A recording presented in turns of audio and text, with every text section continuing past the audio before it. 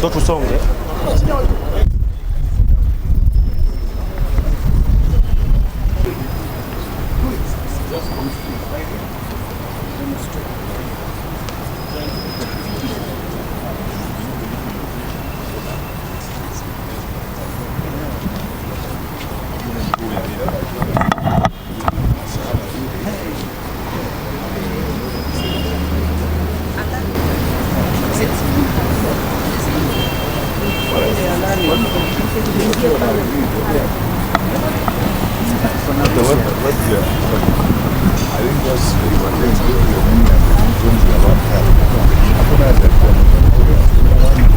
I can't squat. I can't squat.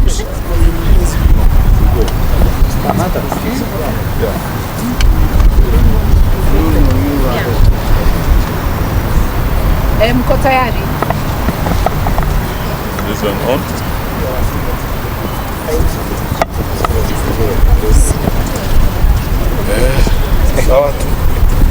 Ladies and gentlemen of the press, we have just paid a courtesy call on the Independent Electoral Commission as a united opposition, and we have raised a number of issues. Like I've said, it was a courtesy call, but during that meeting we have raised a number of issues of concern about building trust of the Electoral Commission by Kenyans. We have raised issues of the just immediate past by-election and the one now coming, issues about security, many issues. My colleagues will add. It was a very convivial meeting. We have committed to continuing with the engagement so that the issues we are raising can be attended. We did raise the issue that we were not happy with the process that gave birth to the commission. But now that they are in office, they are there to serve all of us as Kenyans. We are all as Kenyans interested in the well-being of this country, and it is in that spirit we raised issues so that they can be looked into and we can end up having free and fair elections. Let me end there, and one of my colleagues can highlight the issues. Well, we were very candid. As Mother said, we were not happy with the process and the outcome. We started by telling them the perception out there is that this is a William Ruto commission, and we gave them the opportunity to prove us wrong. Not us, the whole country. So we were able to raise issues. We have said it openly, that we are very unhappy with the procurement process of the KIMS kits, the discredited Smartmatic organization, discredited worldwide. As you all know by now, the Carmagos and others, and what has happened in Venezuela recently. So they have to give us demonstrable outcomes. So we've agreed we are going to work together and have some technical teams working together in a very transparent, open manner. We reminded them, some of us are seasoned, will come out again here on behalf of the country and Kenyans if they do not deliver on what we have agreed. But we have decided to give them a chance, an opportunity. We clearly are very unhappy with the CEO. We made it clear to them. Let us see what they are going to do.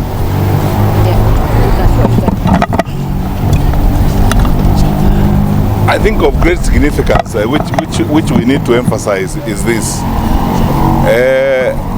whatever this, we had misgivings about, the process that brought this commission on board and so on. But through this, we've had a cordial conversation, and they are public servants. In my own honest view, I've observed that there's a very serious sense of responsibility on a good number of them. And for the first time, we have agreed today, there are several lawyers who are here, we have institutionalized our interaction with them. We have agreed that we will set up a technical team on behalf of the United Opposition, and they will also appoint a technical team so that they can go through all those issues that we raised, blow by blow, and we will have another meeting to go through these issues. As long as a public and constitutional institution like this one is ready, willing, and available to engage, and as Kenyan leaders, because we are interested in the stability of the country, we are interested in the future of the country, and they are willing to engage us as we go forward. One of us said something very critical which I need to emphasize here, that as long as they demonstrate and continue to show good faith as we move forward, we will continue to work with them, because this is important for us, important for the country, and ultimately important for the stability. There isn't an issue we did not raise, and I know because we are all pressed for time, there is no need to run down the list. Our technical team is going to produce a document, Wakili Ndewa and Jeru is here and many others, which will be shared out with the press, because we are dealing with public issues. These are not private matters. That document will be available and will avail it to the public of all the issues that we raised: procurement, security, management of the by-elections, the ecosystem within which we are now preparing for elections. And they have promised us also that they are preparing a national conference on elections 2027. We said, fair enough, if they are going to be open and engage clearly on these issues, we also have a citizenship responsibility. We are pointing out these issues, but we have a citizenship responsibility to do our bit to ensure that we contribute and work with them to deliver a credible election, and an election that will guarantee our country's stability, because that is what we are looking forward to. I think that's all we can say at the moment, unless my colleague Eugene wants to say one thing. Yes. I think just to add that many Kenyans are very concerned that we're entering an election year.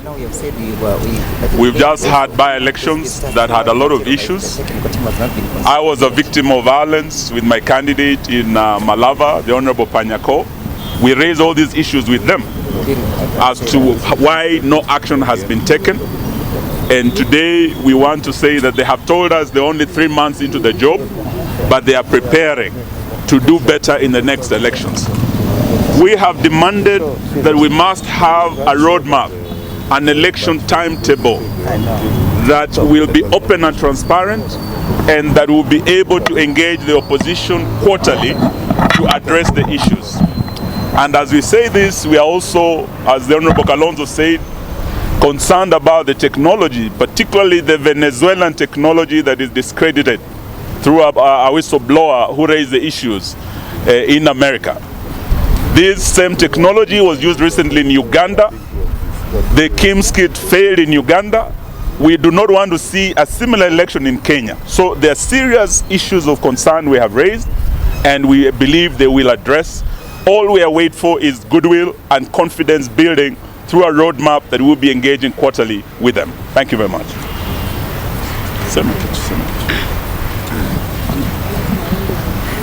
I think we have had a very good engagement, and the commissioners have given us very solid promise that they'll engage with us and they'll look at the issues, and we have told them we'll continue engaging as long as there's good faith. And we have asked them in the coming by-elections to address the issues of goonism and insecurity that was witnessed in the last by-elections. This will enable us to confirm that they have good faith. They have agreed that there were issues where goons took over polling stations, where cabinet secretaries took over polling stations and altered results. We have raised all those issues. But we'll see. With the coming by-elections, we'll be able to see whether there is demonstrable good faith.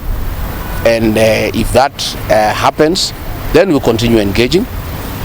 But of course, if there isn't, because we cannot allow anybody to bungle the election, there is an option of mass action. We hope we will not get there. And we have told the commissioners on behalf of the people of Kenya that the next general election is very emotive, and they need to prepare adequately, and they need to gain the confidence of the people of Kenya that they will deliver a credible election. Because if the people of Kenya feel it will not be a credible election, temperatures could rise and we could have a challenge that we don't wish to witness. So let's see. I think let's give them the benefit of doubt. They have really said they are happy that we came. They say the issues we raised are real, they are pertinent. And they have said that mass voter registration will begin on the 29th of March. We have told them we don't think that is enough time. They need to do it for 2 months or 3. They have said they will start with 1 month, which is good, and we take this opportunity to ask the Gen Zs, because the registration has been going on at the constituency headquarters, and most of our young people have financial challenges. Once we have the mass voter registration that will be devolved to the polling stations, we want to ask our young people, the Gen Zs, and the professionals who are not registered before, to go and register and acquire the tool to bring the change that they desire. We want to remind our young people, they have done a lot on the smartphone to tell the people of Kenya we need change. But the real change cannot be achieved in the smartphone. The real liberation of this republic will be achieved on the ballot box, and the tool of that change is the ID and the ballot. So we want to ask our young people, once the mass voter registration is rolled out on the 29th of March, let them come out and register as voters so that they can participate in the next general election and be participants in deciding how they want their country to be governed. Thank you very much. We ask you to allow us not to take any questions because of time. We will be with you. There are many other events we are going to talk to. Thank you so much. Ubarikiwe sana.